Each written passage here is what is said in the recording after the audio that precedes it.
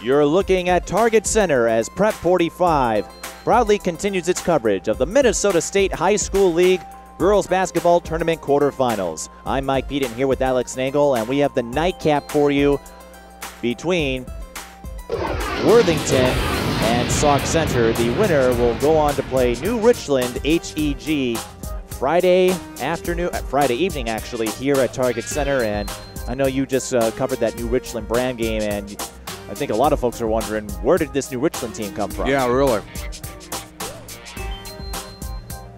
Pretty quiet here at Target Center, of course, with this being the last game of the day. Some of the fans have filed out for the day. Well, we got a good contingent of Worthington fans right in front of us. Worthington coming into this game at 20-7, and now both teams enter the floor. Sauk Centre has a good contingent of students here as well, so it may appear quiet right now, but I imagine as after the tip-off, it'll be a bit more vocal. Sauk Centre coming in at 25-4, and perhaps most impressive about that record is without Callie Peschel. We'll talk more about that in a moment. Sauk Centre went 17-4 until she returned. Yeah. Peschel, the future Iowa recruit, missed the first 21 games of the season as she was nursing an ACL injury she suffered in the summer. Yeah, I was, if I remember correctly, I was there when she hurt that knee, and it was pretty unfortunate. But she has recovered nicely from it, and is back now, and hopefully, presumably back on track, and has got her team rolling again, right where they belong. Now, I have to admit, I do not know much about these two schools, as they both reside well outside the metro area. In fact, how far outside the metro? Let's take a look. To find Worthington, you got to go to the southwest corner of the state, near I-90, enrollment 563. Sauk Centre, considered in the center of the state, they play in the West Central Conference. Their enrollment 334. But if their name sounds familiar to you, the Sauk Centre team qualified last fall to the state volleyball tournament. In fact, many of the basketball players were on that volleyball team. And I spoke with Scott Bergman yesterday, and he prides that his team is willing to take on several sports as opposed to other players who might play high school basketball, AAU. They don't spend enough time in other sports, and it sometimes gets to them. Yep. Where you don't learn how to become an athlete. Yep. And of course, John Sands and I were lucky enough to be covering that Class 2A Consolation Championship game this last March, when, of course, Sauk Centre defeated Providence Academy on that last-second buzzer beater at Callie Peschel over at Concordia St. Paul University. That was an unbelievable finish, and when I look back on it, I'm still very much in awe of that finish and how Peschel was able to get the winning bucket. Of course, Providence Academy, the favorite team to win this year in 2A, and it would be redemption for that team. I think you recall some stories about Ray Finley not liking the outcome, getting beaten by Bram, who was defeated, as we mentioned, by New Richland. So there will be a new champion, to say the least. And then, as you mentioned, Sauk Centre beating them on a buzzer beater with Peschel, of all people. Yeah, that was quite an unbelievable finish on that one. They're introducing these starters, but what you were going to say about Ray Finley, I know he wasn't too happy about what went No, he was less than pleased. I had the benefit to cover Providence Academy earlier this year, or against Richfield, and Providence Academy, provided they go on, provided a very solid possession game. In fact, they play similar to Edina. Right now, the focus is on the Trojans of Worthington and the Main Streeters of Sauk Centre. And yes, I have an explanation as to why Sauk Centre got the nickname Main Streeters. Well, if my understanding is correct, that was, of course, the Main Streeter was the flagship passenger train for the former Northern Pacific Railroad. I have been given a different explanation, and when I did my research, But I will share that answer with you later in the broadcast. If I reveal everything now, there won't be anything to look forward to. But I can't say this. Sauk Centre, the only school to have Main Streeters as their nickname. Trojans, common nickname. Wayzata has that nickname, of course. But Main Streeters, that's one way to stand out. Well, that's, of course, my knowledge of the railroad industry. That's the first thing I could come up with.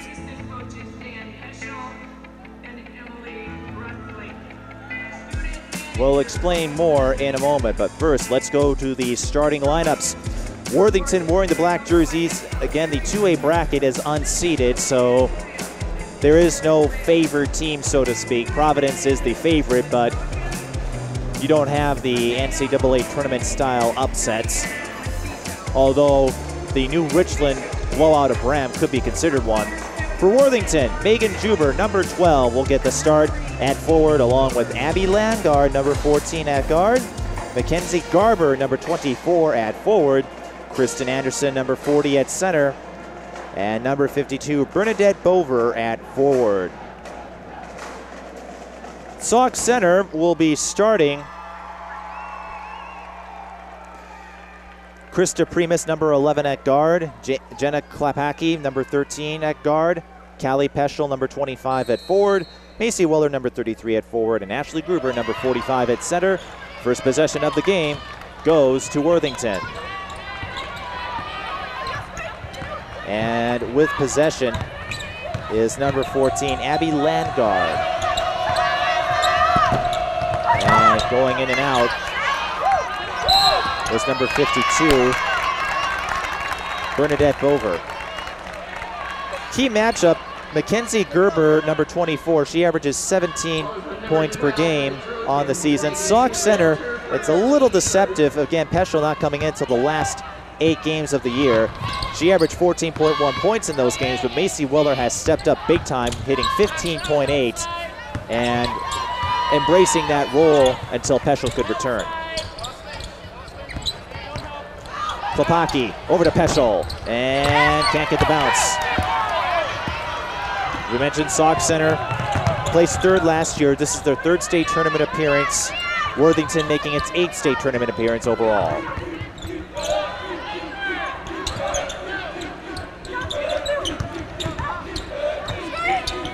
Gerber pulls back off the mark.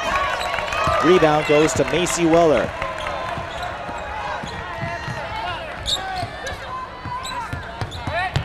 Klapacki, no good. Picking up the rebound is Kristen Anderson.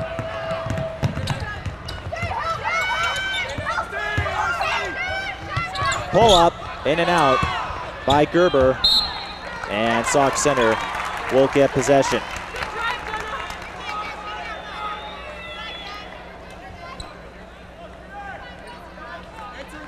You're awfully quiet here in the first 90 seconds. Yeah, I'm just trying to get a feel here for both teams, particularly Worthington, which I have not seen play before. At least this current group, anyway. Swish! The tray by Krista Primus, the senior forward. And our first basket in this final quarterfinal game of the day. 45 takes over after this with the semifinal round. There will be the 1A quarters. I will not be involved in that. Thursday at Williams Arena.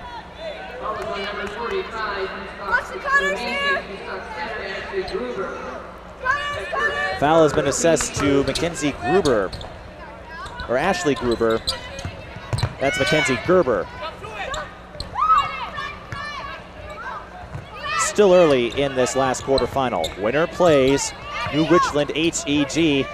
And whoever has to play that team, well, they're going to have to spend Thursday, and I'm sure they're going to spend most of it doing their homework and figuring out how to beat Carly Wagner, who was close to the state tournament record for most points in a game. I don't think Attila the Hun could come up with a plan to stop Carly Wagner. Well, they found a way to stop Rebecca Dahlman. who broke the all-time state scoring record, although I have to admit I cracked up when I heard that they have to wait for official verification.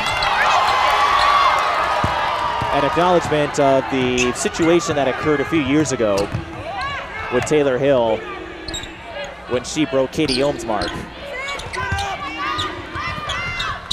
And getting the layup is Bernadette Bover as she worked around the block, and Worthington gets their first basket.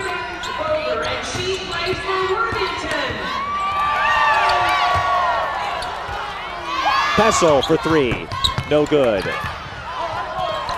Out of bounds, it will stay with Sauk Centre. Both teams seemingly feeling each other out here, Mike, in pretty much the same way as I'm trying to feel out this Worthington team, trying to get a feel for what they do. Drawing the foul is Macy Weller. She'll go to the line for a pair. Weller, the first player in school history to get 450 points and 250 rebounds in a season for the Main Streeters. As a free throw shooter, she is 71%. Sauk Centre enrollment 334. They beat Litchfield in the section final to get here, and they also took down Holdingford, Albany, and Staples Motley in their section bracket. The smaller classes often have larger section brackets. Dangerous pass here by the Trojans. They got away with it. Weller was one of two, and Sauk Centre with a 4-2 lead. Most of these players, Primus, Klepacki, Weller, and if Peschel wasn't hurt, she would have been involved too. And Gruber were all part of the Sauk Centre volleyball team that got to state. Trojans tried passing it in down there in the paint and it got picked off. Especially with long passes, we got to be very precise and very accurate with those. And I should point out Sauk Centre finished as the consolation champions. The High School League has a consolation bracket in the sport of volleyball. Callie Peschel heading to the University of Iowa, which makes this guy next to me really happy. Very happy. He's an Iowa alum. But if she can get that knee back to health and avoid some injuries, I know De'Ara Taylor went through a lot of those in the last 20 months or last couple of years. She finally got a full season in for the Hawkeyes. Peschel, of course, still wearing that brace around that left knee. And called for the 5-second violation is Primus.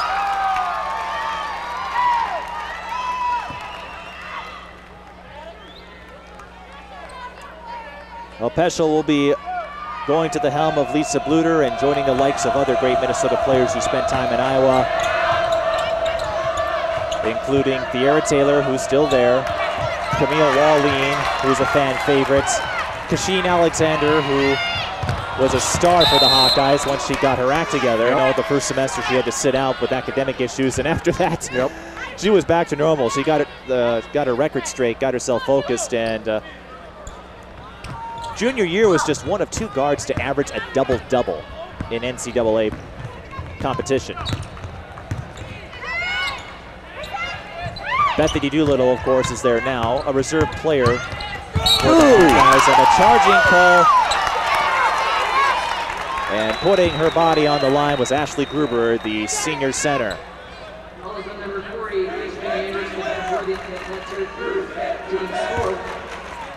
We heard that one all the way up here, Mike. Courtesy of our mics.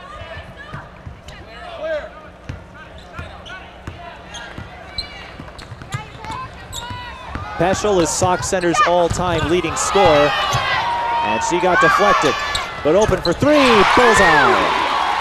Macy Weller.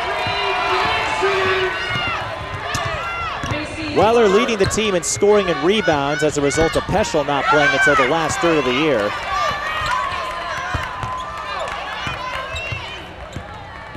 And that last basket proved what Scott Bergman had told me last year, or yesterday, that Macy Weller can hit the three-point shot, something she wasn't able to do a year ago. Primus lines up the three. Bullseye. And all of a sudden, a 10-2 game here. And head coach Eric Lindner's got to call timeout. Well, Sauk Centre using the perimeter to their advantage early in the first half. We want to remind you that if you want to order a DVD copy of this and any of our tournament games from the quarterfinals to the championship round, just click the Purchase DVD link on the Prep 45 page. Prep45.com, your official online home of the Minnesota State High School League tournaments. And while we're at promotions and shameless plugs, we want to let you know that starting next Wednesday, the Boys State Tournament takes place, and we'll have coverage for you right here. I'll see if I can rope Alex into covering some boys games. I wish I could. Unfortunately, I have to work again this next week. Well, I'm going to have to find somebody else. Darn you!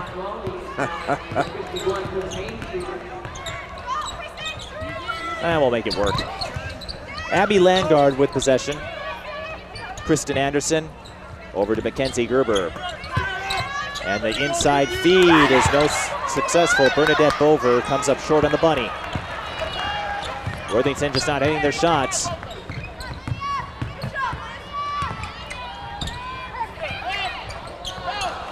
Sauk Centre can't save it. Weller passes it to the hands of Landgard.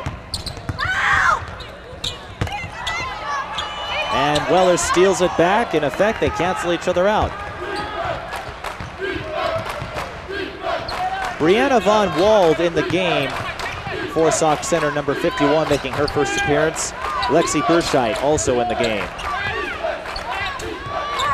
Von Wald feeding inside and getting the friendly bounce is Elizabeth Ellens, the junior guard. She will be sending a thank you card to the Target Center basket after this game.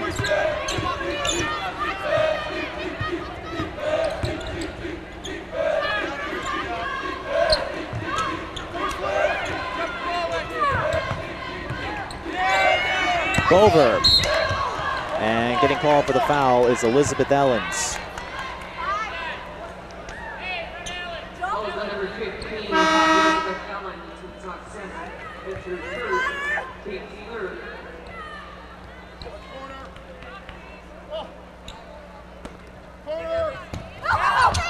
Inbounds play is an inside feed, and going to the line is Kristen Anderson. And Anderson, an accurate free throw shooter, 77% on the year. Anderson, the 5'10" senior for the Trojans. Anderson averaging 10 points per game and 5.5 rebounds per game.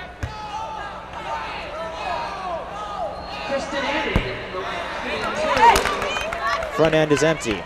Watch out, one.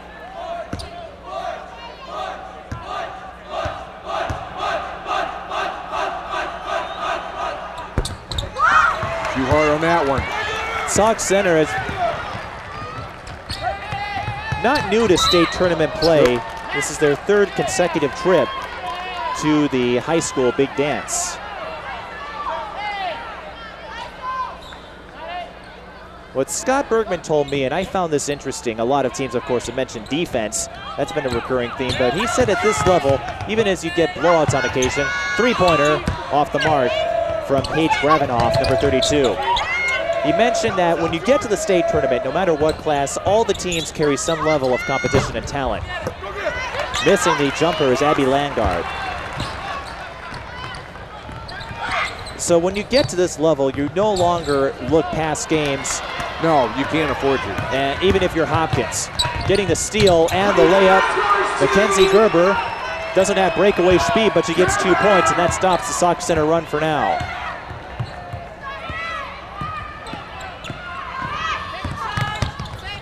Bounce pass inside to Von Wald, and it's Pior.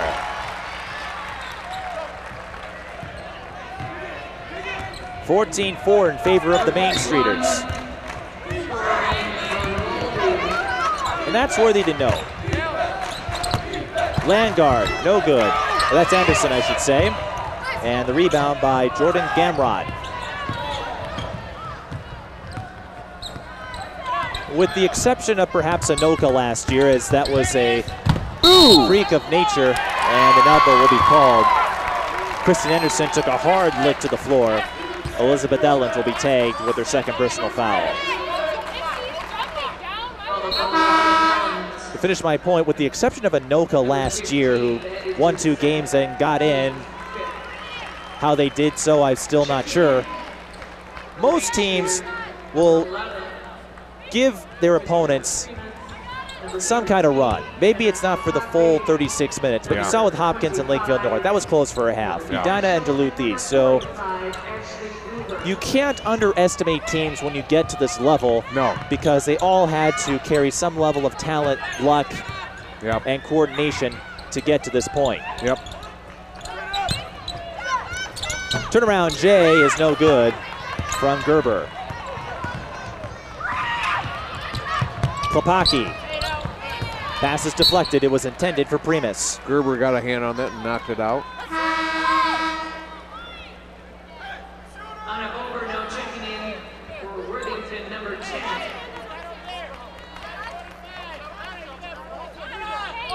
Eric Lindner, this is his 5th appearance in the state tournament, and scoring as Weller.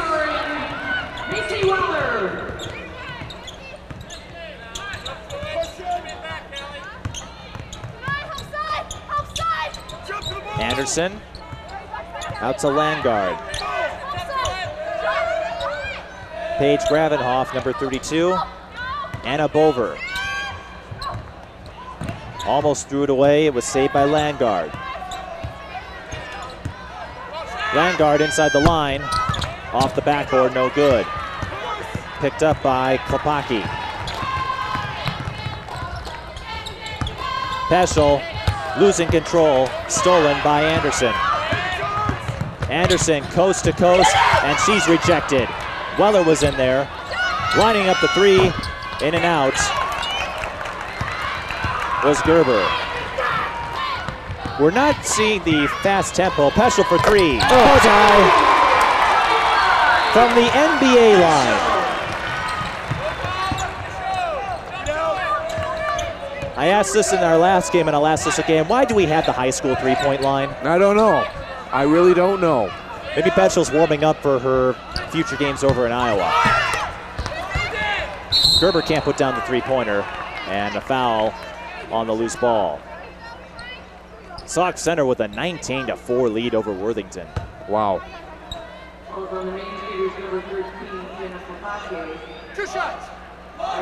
Foul is on Klepacki. That will send Anderson to the line. As we mentioned, 77% free throw shooter. And I jinxed her. And of course, the situation becomes that much tougher for Worthington here, still with a mountain of time left in this first half. Down 15 points. You've got to cash in on free throws, Mike. You just have to. 8 minutes, 12 seconds left in the first half.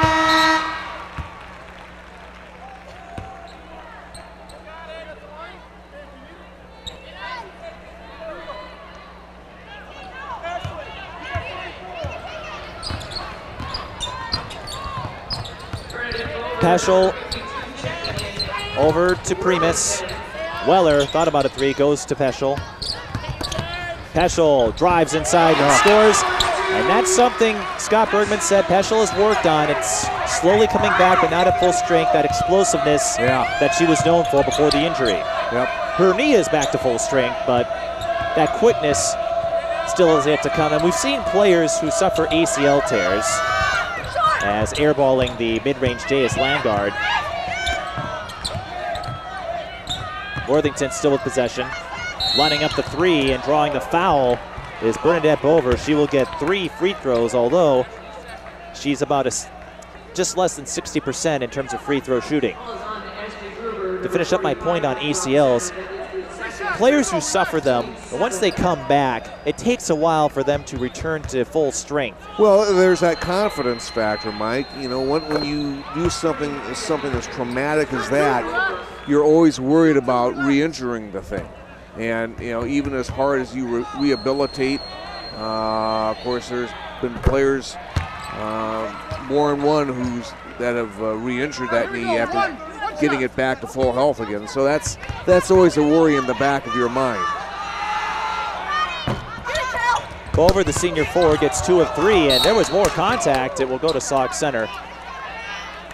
Well, Simone Augustus had tore ACL in the 2009 season, suffered fibroids, so that delayed her return and just wasn't that explosive when she came in 2010. Her shooting touch had left, and Primus missed. Weller, no three-pointer. Offensive rebound, Peschel. She loses it, and picking up the steal is Gravenoff. And Gravenoff, I think she was trying to draw a foul. Yeah, she was expecting a call and didn't get it. I'll say one thing, from players or in any sport who have suffered that kind of traumatic injury, the mental anguish can be just as much, if not more, than the actual physical pain.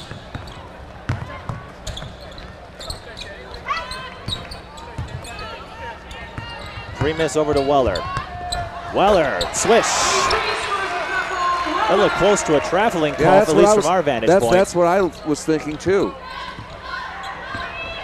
But we don't have the best of vantage points. Bover can't get the roll. Weller has 8 points for Sauk Centre. Bounce pass. Right corner three-pointer is too strong from Klepacki. Tierra Taylor, another example. We talked about the 3 ACL tears she had. Missing the three-pointer is Gerber. That's just almost unheard of. Many thought her career was over after she had torn her ACL a second and third time. They thought she wouldn't have any ability to return. We're going to have a timeout called by Worthington with 6:03 left in the first. Sauk Centre with a 23-7 lead. And it's been a slow process for Tierra Taylor. Physically, she's fine, but mentally, fear has crept in. She can get in there for about 15 minutes, and then she gets nervous. And in fact, during the first practices of the year, she had to work on herself just to avoid screaming when making contact. So she would freak out, and that's just the thing. When you've had so many ACL tears, it really affects your psyche because you're so worried about how strong are my knees. Are they susceptible to another injury? Am I going to do it again? And that's exactly the point. It's those things are tough to deal with, and if you've been through it once, you certainly don't want to go through it again. And unfortunately, that's what happened to their star point guard, Jamie Printy. Yep. And Iowa still made the tournament without her. In fact, they think up until the Big Ten tournament loss, they won every single game. Yeah, well, they were a perfect so maybe the injury was perfect record in February. Maybe that injury wasn't so bad. No, I'm sure Printy would have loved to play. But if Peschel needs any consultation about how to fight back from ACL tears, as Bover gets the roll, she'll have Taylor. Well, she won't have Printy. Printy will be gone, but she'll have Tierra Taylor. I think Taylor will be. No, Printy Taylor will be gone. Yep. No, Printy will be back. She's only junior. I thought she was a senior. No. Camille Wallin will be gone. Wallin will be gone, that's right. Yeah. So she'll have Printy and Taylor to rely on, or to go to for advice. Of course, playing at the state tournament is certainly a great remedy. Yep. Inbounding the ball is Lexi Beerscheit. Sauk Centre with a 14-point lead.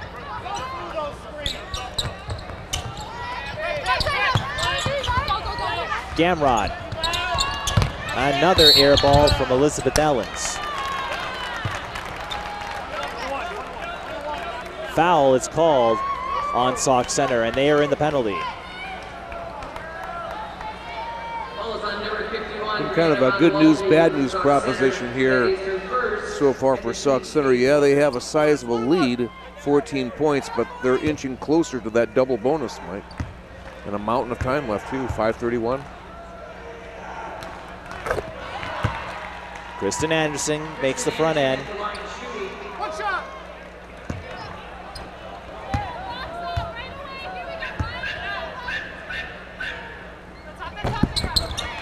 Gets the bounce on the second. Ooh. Deflected off of Gerber. Sauk Centre maintains possession.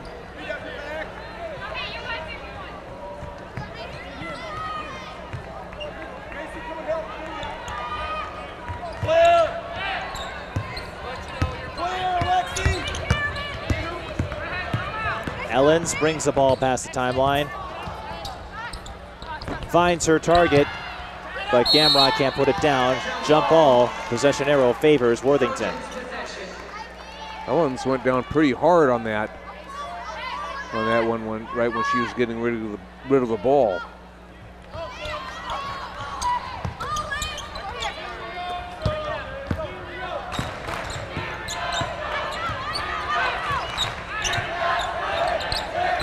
Abby Landgard, bounce pass inside, and Gerber gets the roll.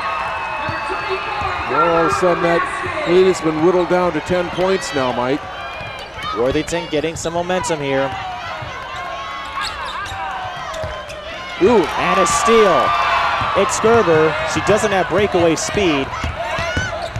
And she's going to try to drive into the basket, but a jump ball. Well, that was and Sauk Centre with the possession arrow. That was a missed opportunity there. You know, she wanted to slow it up, and then at the last minute she decided, you know what, I'm going to take it in after all. And if she'd have been held it up, reset the offense, they might have a chance to creep even closer. And as we discussed, once you get outside the metro area, even if you're 1A or 2A school inside the metro area, you generally have a higher talent to play because of who your opponents are. Providence Academy in the Tri-Metro, so they see Minnehaha and De La Salle on a regular basis. Gerber with another steal. Again, she's not going to be able to beat anybody on a fast break, so she has to pull up instead. Swish. And Scott Bergman calls timeout as Worthington trims the lead to 8. Worthington scoring the last 6 points here. Worthington was admittedly in something of a hole here just a little while ago, but they've been able to slowly climb out of it and now have that lead whittled down to a much more manageable fashion there, Mike. Looking at the video board, and they're going over some of the best shots in tournament history. 1996, Aaron Diddy with Hastings. Yeah, for Hastings. To beat Osseo, so I misattributed the Osseo championship to them in 96. It was Hastings who pulled that off. Although, as you saw on the video board earlier, Kevin Anderson had mentioned beating Rochester Mayo felt like a state championship. Ooh, that was almost a walk, but that's stolen away again. This time, it's Landgard. Landgard with a little more speed. And to finish up on my point, once you get outside the metro, the athleticism drops usually. With 1A and 2A in particular, a lot of teams get there on the strength of 1, maybe 2 players. Gerber can't get the bounce. With Bram, it's Rebecca Dahlman, Kelsey Sorensen, Giffro, and then last year they had Hannah Dahlman available to help. Minnehaha an exception because, again, they're a metro school. Lining up the 3 and burying it is Jenna Klapacki. Sauk Centre, similar story. Callie Peschel leads the team in career points, leads the school, I should say. Traveling violation on Worthington. All those Class A teams that come in and out on a regular basis, not a lot of consistency there. It really comes down to who happens to be there at the right time. Jordan had Leah Diedel and Brittany Chambers in Class 2A, and like I said, you just aren't going to be that deep, and Ellens or Klapacki is tagged with traveling. She stepped before she dribbled. So getting to the state tournament in the smaller classes is somewhat circumstantial. Yeah. If you can have the right combination of players all together at the same time, you've got something. That's not to say that can't happen in 3A and 4A, but you have more depth at that level. Exactly. We saw Osseo. They have 4 players averaging double figures. Steal. Goodbye, Kristen Anderson. Pick Callie Peschel's pocket on that one. And ooh, there was quite a collision there. Between Peschel and Anderson.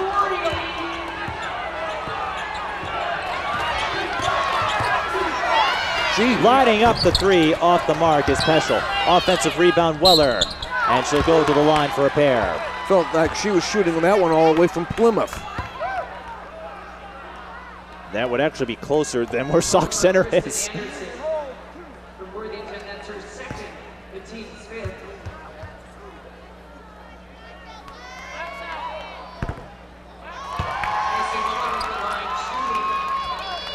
Weller, as we mentioned, 71% free throw shooter. Mostly an inside scorer last year. But you can tell that Sauk Center's heavy volleyball presence here in the basketball tournament as the basketball heads to the studio area from Channel 45. Number 22 now in the game for Worthington, number 22.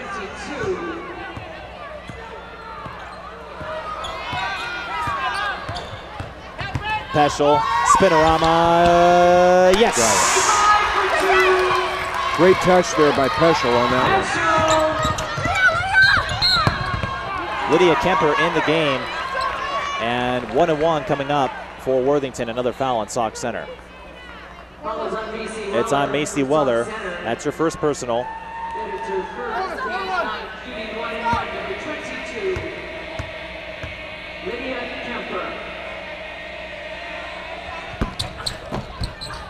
And Kemper can't plinko it in.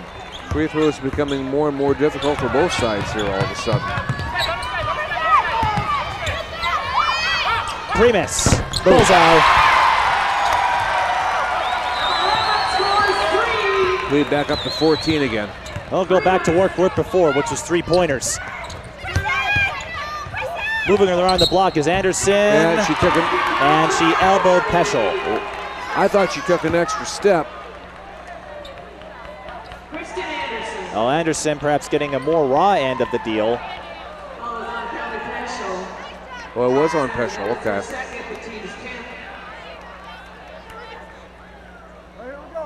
And going to the line is Anderson.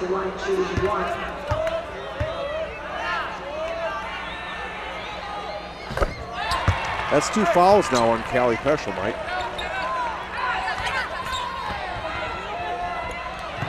You know, if I'm head coach Scott Bergman, I think maybe you want to think in terms of getting her out of there. Not risking her picking up a 3rd foul here right before the half.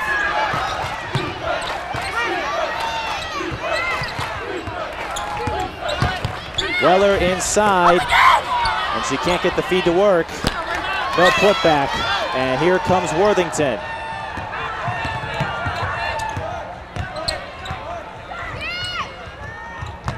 For 3, no good from Bernadette Bover. Weller with the rebound. Primus down court. Peschel, that's Weller for 3, I should say, but it's off the rim. Offensive rebound, Ashley Gruber, and that goes over the backboard and in. Now wait a minute. No, wait a minute. That had to hit the back. That went over the. If that went over the backboard, that does not count. No, that went way over the back. It wasn't even close. Less than a minute. Let's see what they do here. I think they've got to wave that one off. That went way over the back. I don't know what it hit. They just waved it off. I don't know if you could see it on the screen, but the ball went past the backboard, hit some cable, went back in. Yeah. But it cannot go over the backboard. The backboard is considered out of bounds. Yep. That reminds me of a play that happened, I believe, with the Washington Wizards or the Orlando Magic. One of the players, I forget who it was. I think it was Gilbert Arenas. It will stay with Worthington, 42.7 seconds left. The ball bounced off the shot clock and went back in. Of course, it did not count because the shot clock is considered out of bounds. 42.7 seconds left. Still not an easy thing to do. No, but you don't get style points for that. And no good. Oh, that is good. Plinkoing in is Mackenzie Gerber. And Worthington not out of this. They're only down by 9, even though Sauk Centre has been the dominant team. Worthington 1 run away. Ooh, that could have been a travel. And a foul.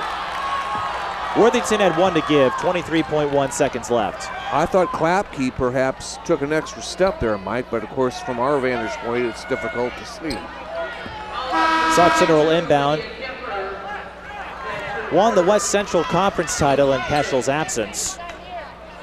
Had already locked it up before she came back in.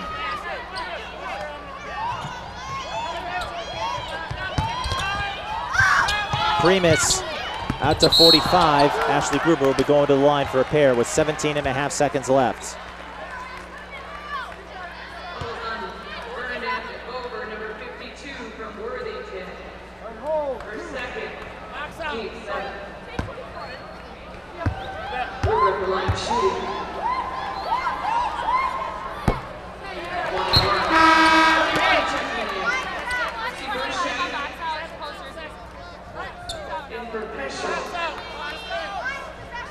Free throw shooting still a sore spot here for both sides, Mike. It's been a sore spot most of the tournaments, at least today. Gruber, not very accurate, just 47%. Bricks both. Worthington will have 15 seconds.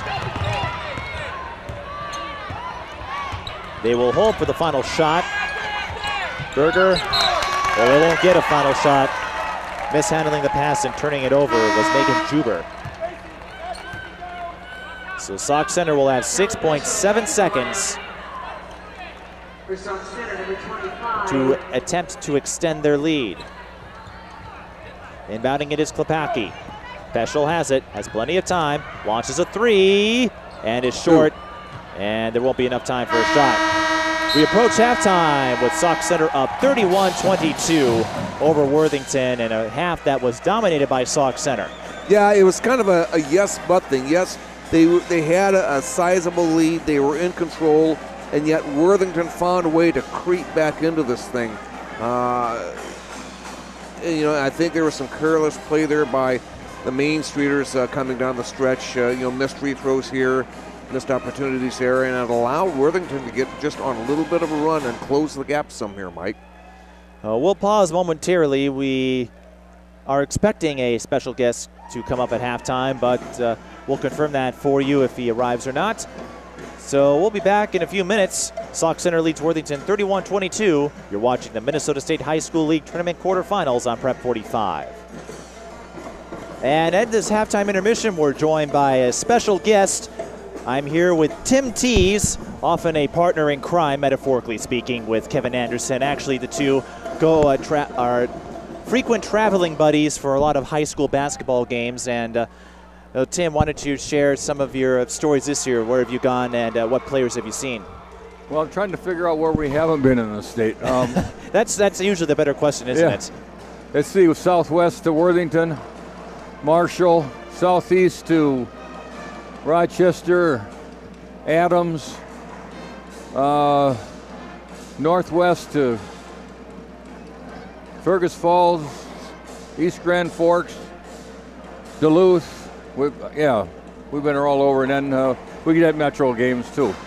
So you've been to Worthington, had a chance to see this team in action in the regular season. What does Worthington look to do to try to beat a Sauk Centre team that has a lot of versatility? As we mentioned, a lot of these players also take part in the volleyball team. Well, there's a couple of things. Sauk Centre shooting the ball really well, and Worthington doesn't have as many offensive weapons, I don't think, as Sauk Centre does. And if they keep on scoring from the outside, I think number 11, Primus, is like 3 for 3 from three-point range. And Peschel hit some from the outside, and I think they had a couple other shots. If those things keep going in, Worthington might have some trouble. But and then they're not shooting real well down at their end. But Worthington's a rugged team, and if they could cool Sauk Centre down a bit, they could get back in the ball game. They play tough, they play hard, they're used to close games, they're well coached. I would look for the game to get closer, and Sauk Centre to get tested. And from what have you seen today with the 4A games and this pair of 2A games, how would you describe this state tournament? In 4A, all the seeds advanced. 3A, there was a minor upset with Hill Murray, although Hutchinson was well respected by many. Also got a top 10 ranking coming into this tournament. Just what's your notes on the tournament so far? Well, I think you got to start with Hopkins. I mean, Hopkins is they're deep and they're tremendously talented. I think Starks and the Coffey sisters they put on a show today. Edina was a bit off. I think we were surprised that Duluth East played so well. They had Great game out of number 25, and their center is big and talented. But in the end, McGrory came through, and that's what people expected. Osseo they weren't seeded, and White Bear Lake had a 3rd seed, and Osseo handled them easily. Osseo's a team that at the beginning of the season people were talking about them in the top 3 or 4 or 2 or 3 in the state, and in this tournament they showed why people had them so high. They've got a lot of talent too. They got 4 kids that can do a lot of things real well. And Tillo's the surprise. She's got 20 points. She's a scorer, and they can move and they can run and play. They can defense, and they showed that. And how about Rebecca Dahlman? She breaks the state record, and New Richland runs her Bram team right out of the building. Yeah, that's the story of the tournament so far. That game, the New Richland fans from all those towns, and they showed up in mass. What does the HEG stand for? You know what? I'd have to get an atlas out and look it over. Maybe a couple county maps and put them all together. But New Richland, Harlan, I don't want to do a disservice to the other towns there, but the Wagner girl is a tremendous ball player, and she's not a one-person team, and it's not up to her to carry that team, although she surely put on a show today. Big sophomore, range, goes hard, strong, goes hard right or left. She's just a premier player. And Becca Dahlman, she set the state girls scoring record today. What can you say?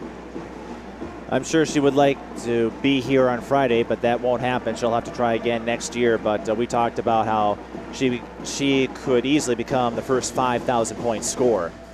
That's next year if she stays healthy. Sure. She stays healthy, she could.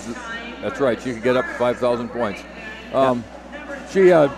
It really helped if they had some size, to go with her. She's the kids she plays with. They know how to play hard. They know how to play defense pretty well, but there's just a lack of size there.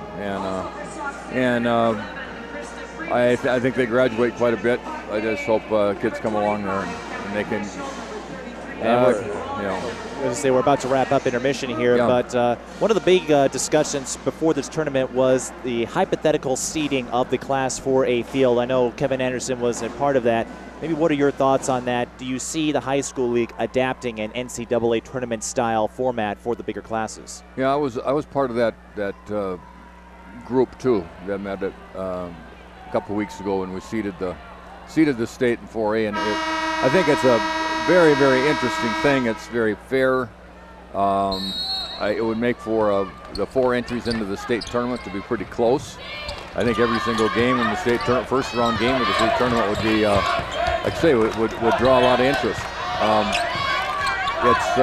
It's something I really hope goes through. That way you don't have maybe 2 or 3 top teams in the state in one section. And just to try, balance it out a little bit. I think it's fair, and I think it's, it would add fan interest, and I just think it would be a real good thing. Well, the second half is underway, so we'll let you get back and take more pictures for KJASR. But thanks for speaking with us, and good luck, and we'll be looking forward to seeing you on Saturday. Well, thanks, Mike. You be well. KJASR.com, and now Alex Nagel will join me in a moment. We are just underway here in the second half as Sauk Centre carries a 9-point lead over the Worthington Trojans. And the bounce pass inside is good. Ashley Gruber.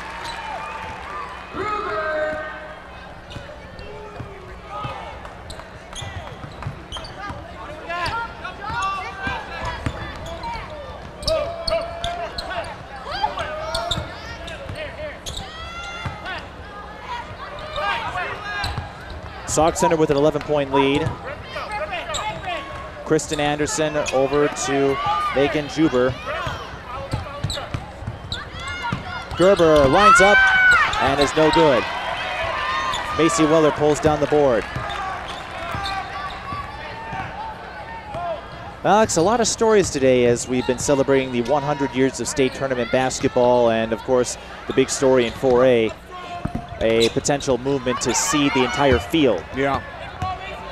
That would certainly throw a wrench after they made that move a few years ago to go 1 through 4, which wasn't met with warm reception, as getting fouled going to the line here is Gerber. That wasn't warmly received, as some folks thought there was too much effort to try to appease to certain people. Yeah. So that would certainly be a far cry from previous ordeals.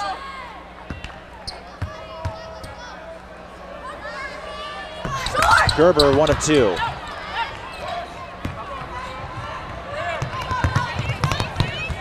Macy Weller can't put it down on the other end. Just not very clean play from either side here. They both look tentative in these first 2 minutes of the second. I don't know if tentative is the word or not. It's just not very clean.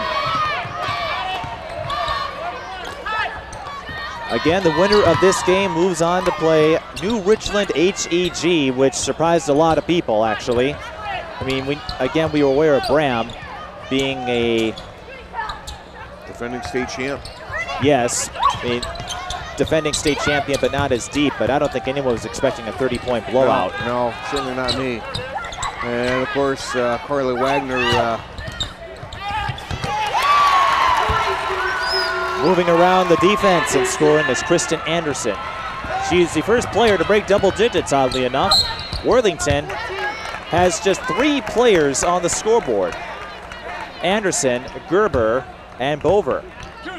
Peschel goal on line after being fouled. No, I was just going to say, I don't think anybody would have expected Carly Wagner to light it up in her very first appearance at the state tournament, Mike. But boy, she really lit it up, and she made a lot of noise doing it as well.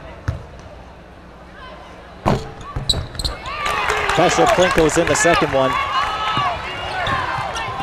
During her time working her way back, spent a lot of time in the weight room working on her upper body strength. And Scott Bergman said you can see that most clearly on offensive rebounds, much stronger than she used to be.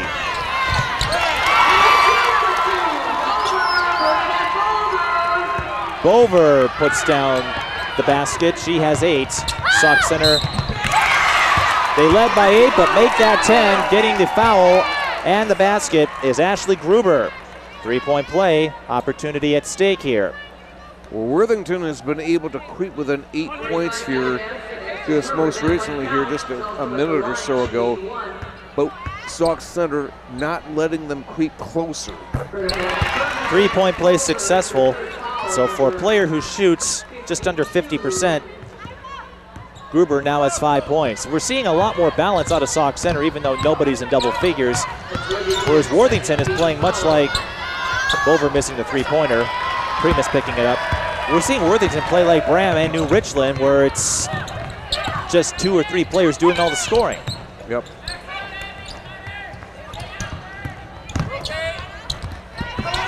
And getting the kiss off the glass is Jenna Klepacki. And we have a foul in the backcourt. On Peschel trying to do a little too much. Those are the cheapest fouls you can take. Yeah, especially when you're way back there in the backcourt when you didn't really need to do that.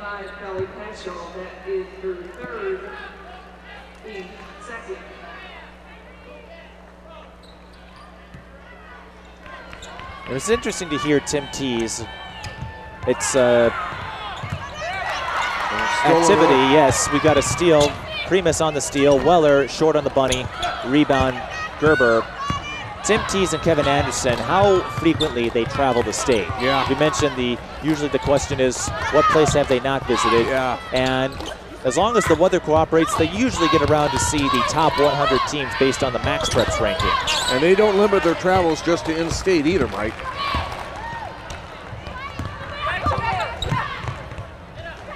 Peschel, NBA 3, it's good! Shot that one from darn. Oh, she shot that one from Sauk Centre. Yeah. Well, at least directionally wise from Egan anyway. Peschel, the first player to break double digits for Sauk Centre. She has 12. Gerber, almost tied up, escapes to Anderson.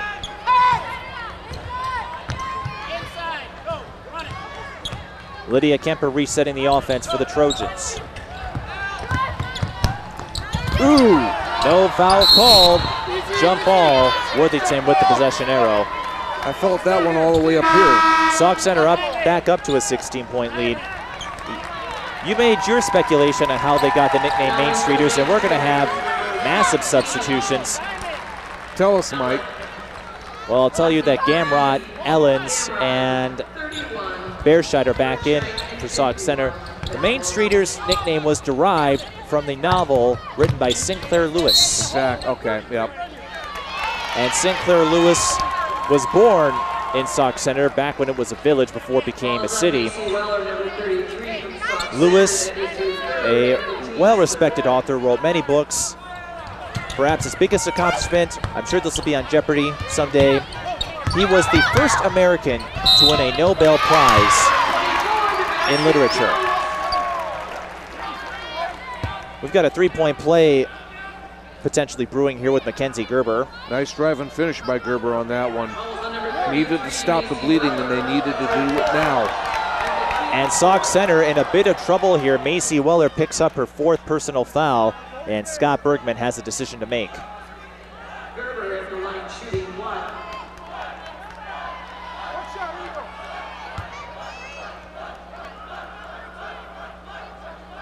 Correction follows on number 15, Elizabeth. The foul has been moved to Ellens. That is her 3rd, so Weller does not get her 4th foul, and perhaps a sigh of relief for Scott Bergman, as Weller has been the primary catalyst of Sauk Centre all season. And again, a miss on the one-on-one, 1-and-1.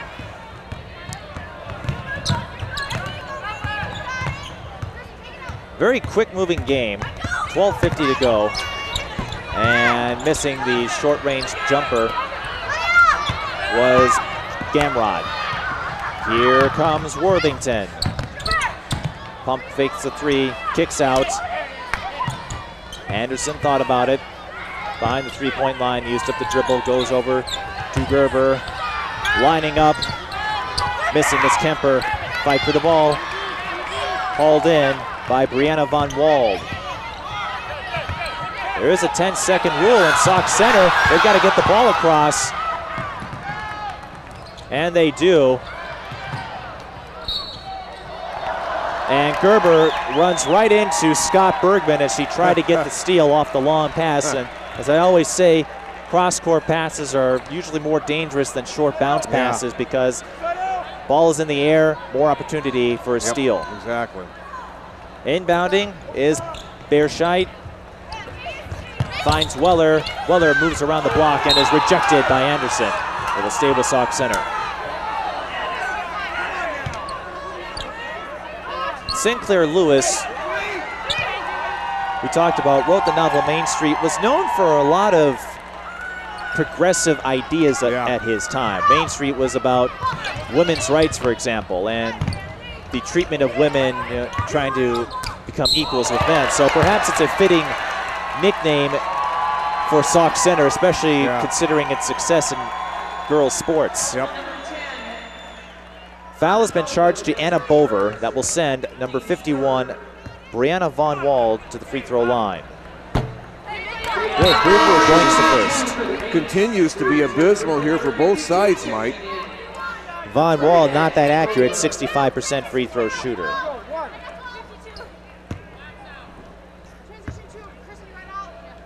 And speaking of their volleyball success this year, as the second one runs up, Primus will be going to Jamestown next year to compete in college volleyball. That's going to be way short. Ooh. Sauk Centre forcing a turnover. Pathke took that one right on the nose. And they try to keep that ball alive. Ellens in trouble, use of the dribble, and she gets tied up. Sauk Centre had the possession arrow, but Ellens walked herself into a trap. definitely expect Worthington will be doing a lot more of that as they fight this 14-point margin. Of this 15 players on Sauk Center's varsity team, 14 of them are multi-sport athletes, meaning they participate in more than one sport during the school year. Weller is called for the charge, and drawing it is Anderson.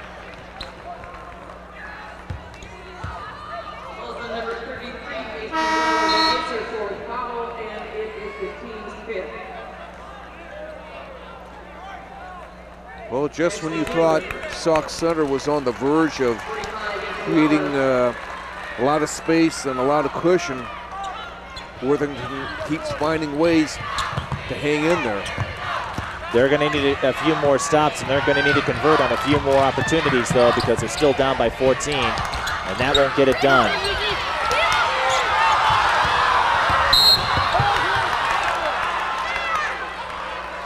Fouls on Bernadette Bover. That was tough to see from here. I didn't see much contact, but I don't have the vantage point the officials do.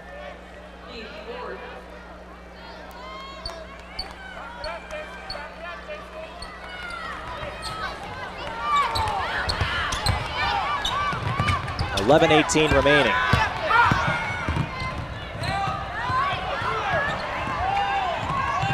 Ooh. And a steal. But Worthington can't haul it in. Now they do. And Kemper is bailed out by a Sauk Centre foul. That's their last to give. They have a 14-point lead. But with Worthington in the bonus for the remaining 11:05, that could make things a little more dramatic. Yeah.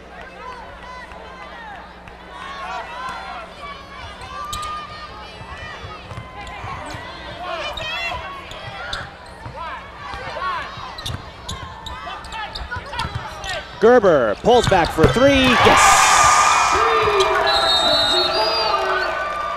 Back down to 9. Or I should say Eric 11, Lindner rather. calls timeout. Still manageable, though.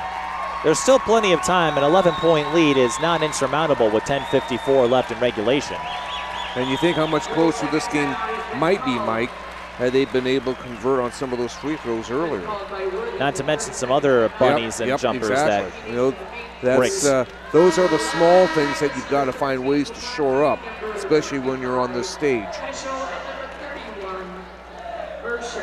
Worthington, we should mention this, beat Lake Crystal Welcome Memorial in the section final to qualify to the state tournament.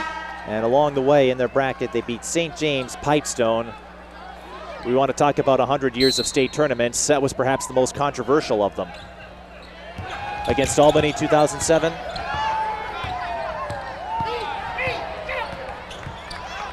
And they beat Fairmont. They haven't brought it up on the video board. And getting the roll is Gruber, but were you here in 2007 for that game?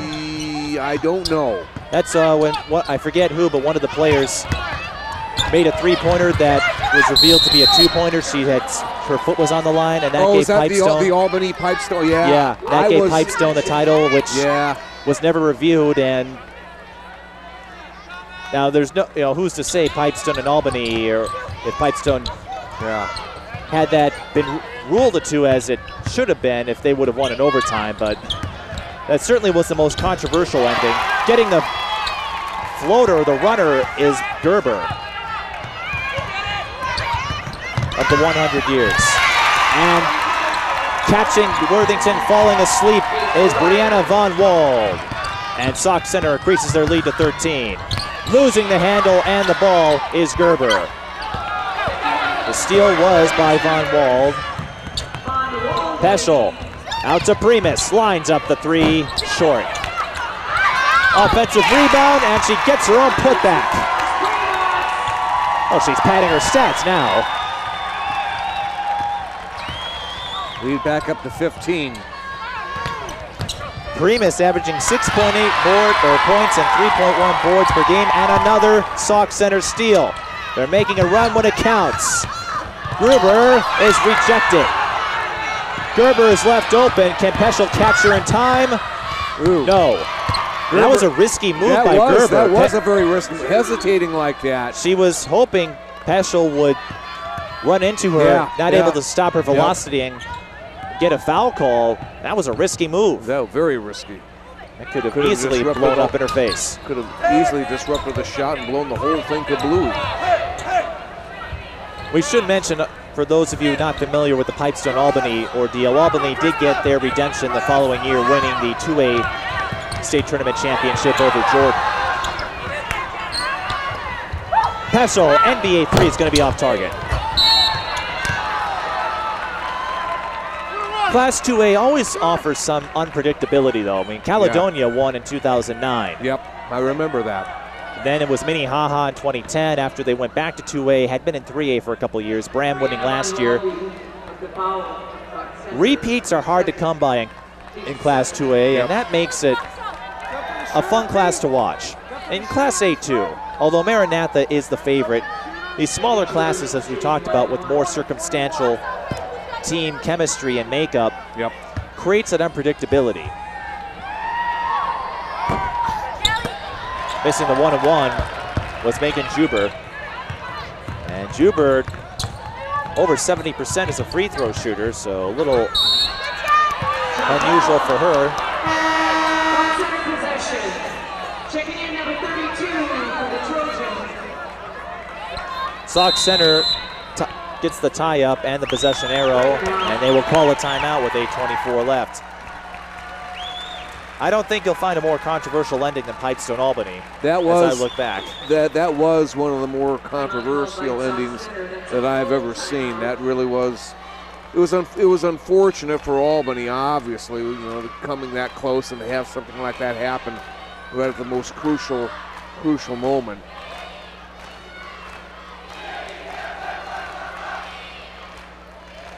And not to mention that St. Paul Central team everyone talked about. A lot of folks who touted conspiracy theories thought they were the scapegoat for the transfer rule, even though, as we discovered, if you went to Kevin Anderson's site beforehand, this was going on well before the St. Paul Central team. And I just think the Minutemen were unfairly thrown into the crossfire of that whole ordeal. Even now, with the transfer rule in place, if you live in the same district as the school you're going to, you don't have to skip a year. Right. And if you decide to go from a different school from 8th grade to 9th grade. Well, of course, you probably remember Bloomington Kennedy, the 05-06 team that had several transfers.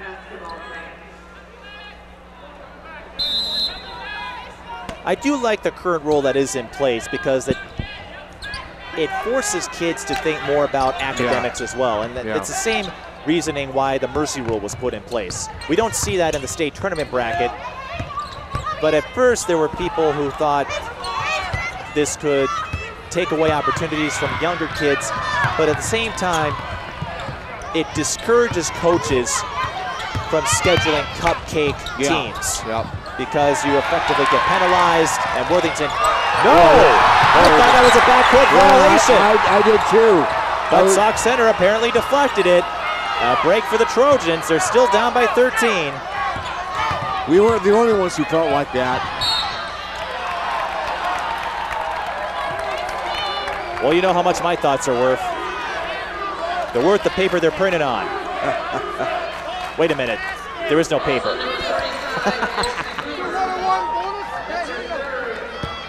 Foul is on Gruber. That's her third. And again, Sauk Centre in the penalty.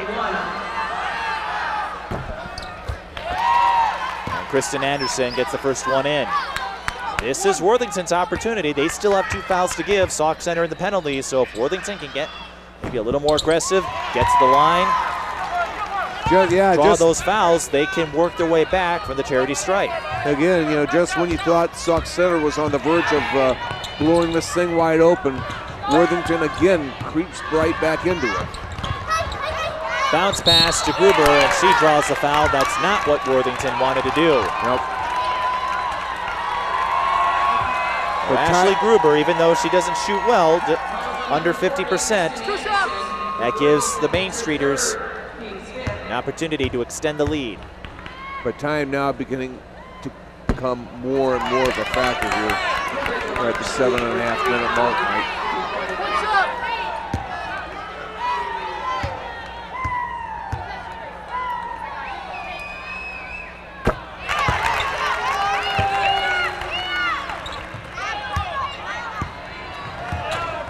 Making one of two is Gruber. Sauk Centre up by 12.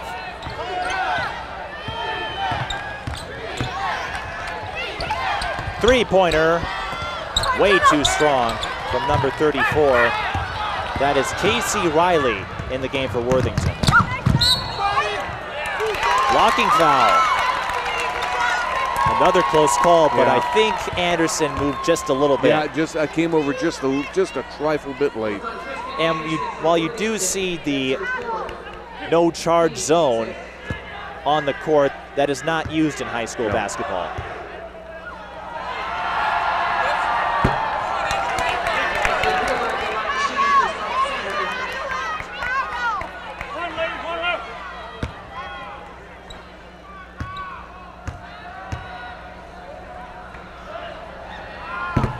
Ooh.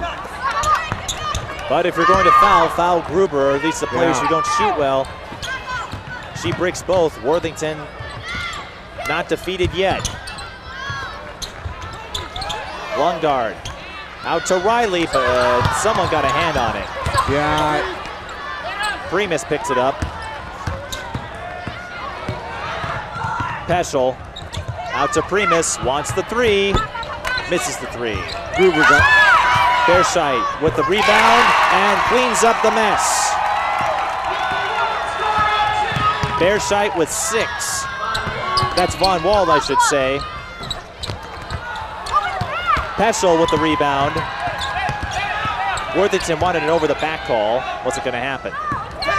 Primus has space. Out to Von Wald. Too strong. Picked up by Anderson. Anderson on the drive. She'll shoot free throws. Anderson with 12 points. And Worthington getting a little more scoring, but still not a huge balance of it compared to Sauk Centre. And Peschel picks up her 4th foul. Worthington has just had a terrible time trying to convert on opportunities to draw closer. You know, they've had it down to 8 points twice, but they've never been able to get any closer than that, Mike. Peschel subbed out. Gamrot back in. So this is a big chance for Worthington. Possession will stay with Sauk Centre. 6:08 remaining in regulation.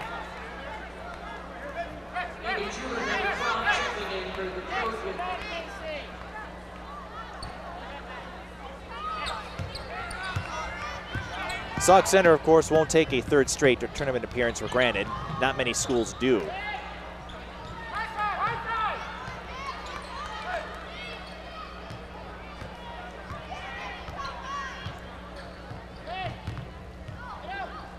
Jordan Gamrot over to Von Wald.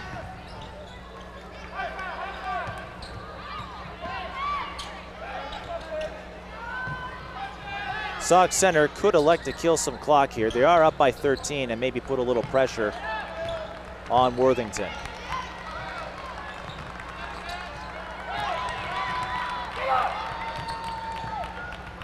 Primus. Back out.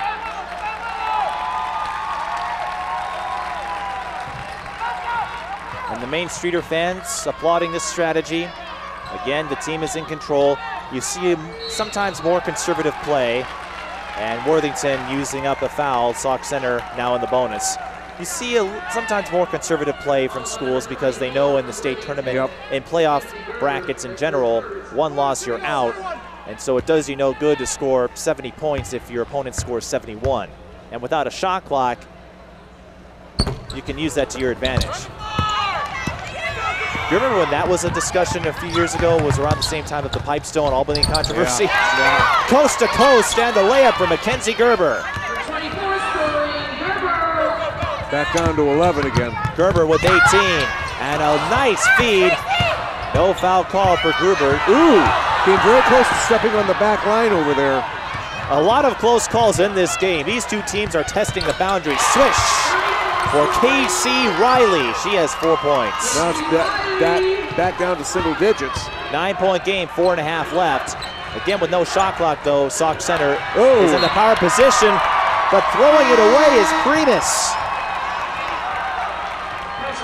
How quickly things can turn. Just look, when you're right in control, bang, bang, 2 quick baskets, and they're back down to single digits. Well, as we've talked about in our 100 years of history, many talk about the Benilde St. Margaret's win over Hill Murray in 2010 in the last minute. Yep. It takes a lot, but if you can force turnovers, and sometimes Sauk Centre or your opponents can do it on themselves, you have an opportunity, but you have to make the most of it, and Gerber was too strong. Gerber at her average with 18. Peschel for the dagger, no good. That's a shot you don't need to take. But Gruber got the offensive board, and Macy Weller will go back to the line. Special, a little greedy on that shot.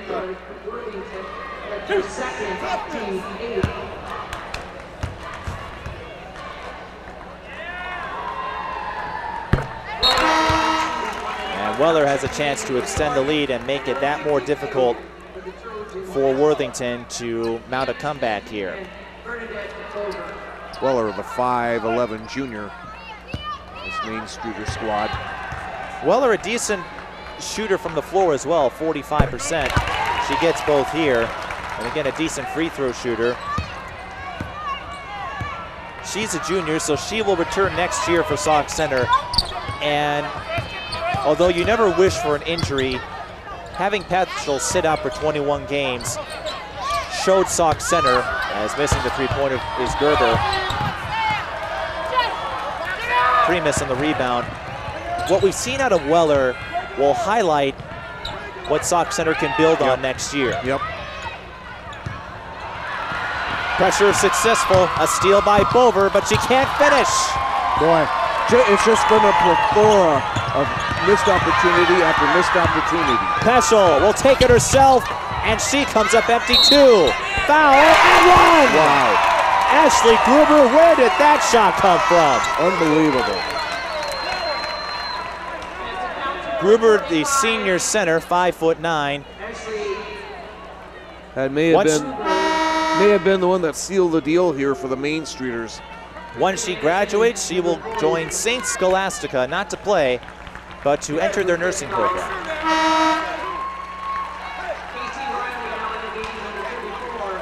And time running out here on the Worthington Trojans.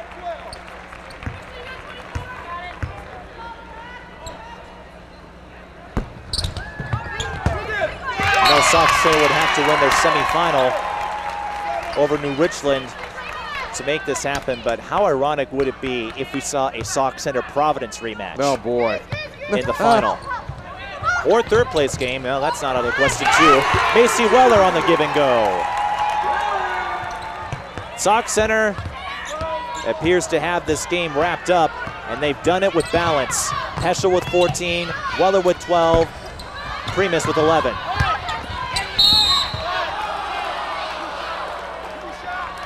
Gerber is fouled. She will shoot a pair. Both teams are now in the double bonus.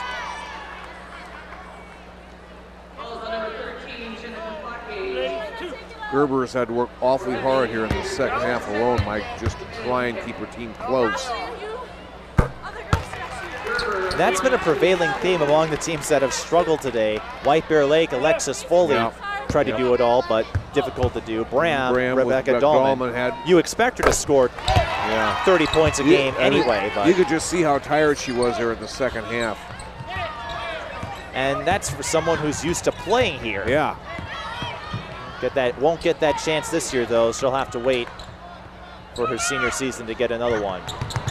Primus isn't going to line up a three now. Sauk Centre is going to make Worthington foul them or try to get a steal. Just like that. Gerber picks up her second personal. Peschel at the line. Well, Peschel's shot has yet to return at the charity stripe this season, 86%. Almost automatic.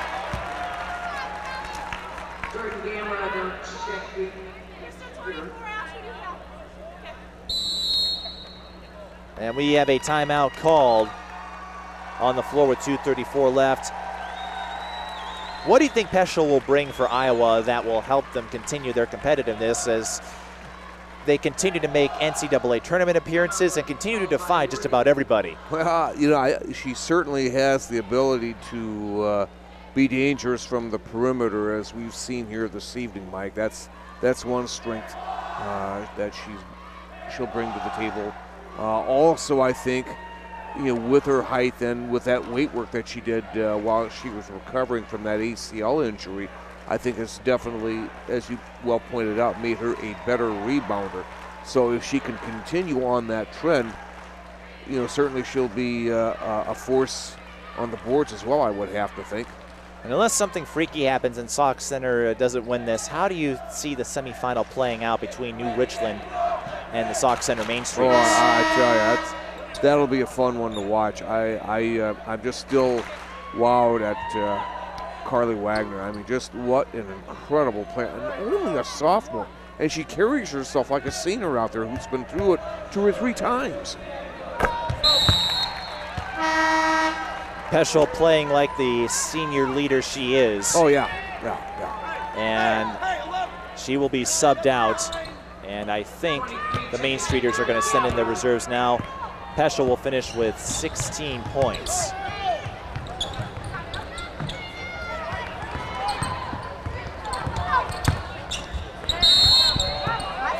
Traveling violation on Megan Juber.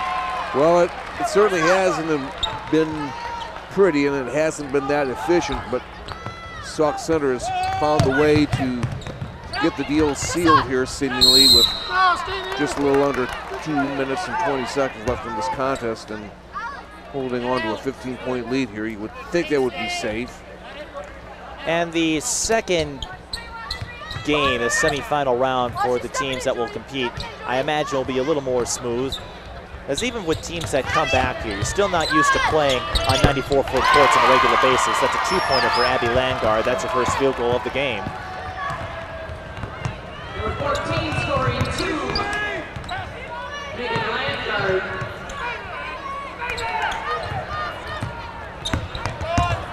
Primus had an open lane and maybe was a little too conservative. But it's of no consequence at this point. Sauk Centre will be going on to play New Richland. We still don't know what HEG stands for. I'm not sure either. I'll have to find that one out.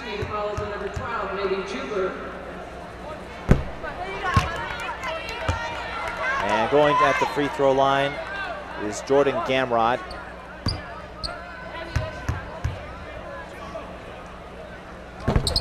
Not very efficient from there, just 37%. Ooh. And a bump.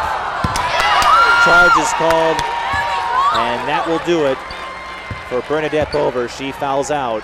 You know, I noticed here when I watch all these missed free throws during both the afternoon and evening sessions here, Mike, that the rims seem awfully tight to me. You know, it's just like you have to be incredibly accurate with your free throws, because if you hit the middle, they're just going to rattle out of there. And so it seems to me like they're really tight. Bover has likely played her final high school game of her career.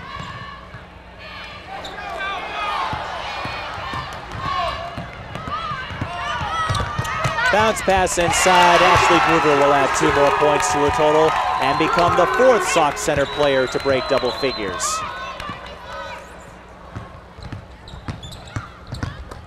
Gerber, short. And picking it up is Klepacki. I will be amazed if we see Sauk Centre and Providence rematch each other. It could happen. It is possible the way the bracket is set up. Klepacki will shoot a pair. Jenna Klepacki, number 13, will be shooting 2.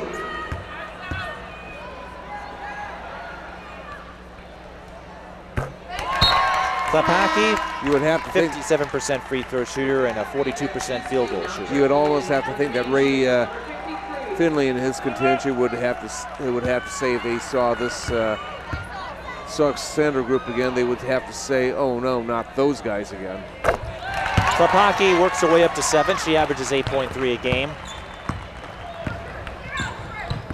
I think Providence is ready this time. They have their tempo established very well. I agree. It's going to take a lot to beat that tempo, but Providence, provided they win, I haven't seen the 2A games at Williams,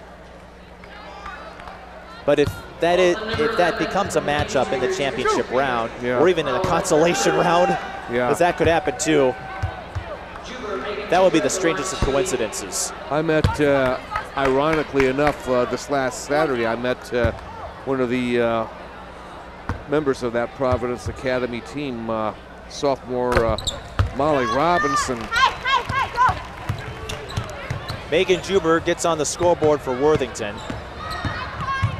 She'll make the paper tomorrow. Sauk Centre pulled it off with balance. Again, not taking this third straight appearance for granted, as you never know when your last trip will be. Soaking it up, and they'll have a few more days to soak up the Twin Cities experience and the warmer than normal weather, which has been very pleasant. No complaints from me. Weller will add to her stat sheet here, as reserves are now coming in. You know, I'm Beth sure Gieske, the senior center in for the Main Streeters.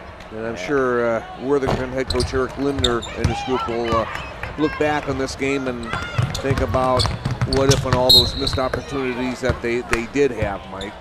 A long trip back for the Trojans. Always hard to see teams go home, especially those who don't live in the area. It's a long travel, and I have to imagine it's the longest bus ride home and you know, to come up empty-handed in the quarterfinals, showing up and you've got to go back home. And especially for the seniors, you know, who've put in all the hard work over the years, and you know, it's the end of the line for them as far as their high school career, and it's never easy. Players like Megan Juber, the 5'6" freshman forward, she averages 8.5 points per game. Just could not find a rhythm today. That's only her second point of the match.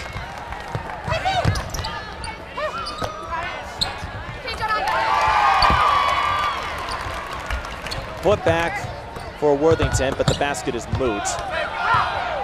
So Megan Juber working her way up to 4 points. But it will be all for naught for Worthington, who just could not find a counter run against Sauk Centre. Time will expire. The Main Streeters, once again, will play 2 more games. Whether it's a consolation game or the championship round has yet to be determined, but we've got a date with New Richland HEG in the semifinal round. Sauk Centre wins 65-51. And you have to think that versatility, all those players in volleyball or other sports, pays off and gives Sauk Centre the stamina they need to continue their consistent level of talent. Yep, exactly, Mike. We saw that come through today, here this evening.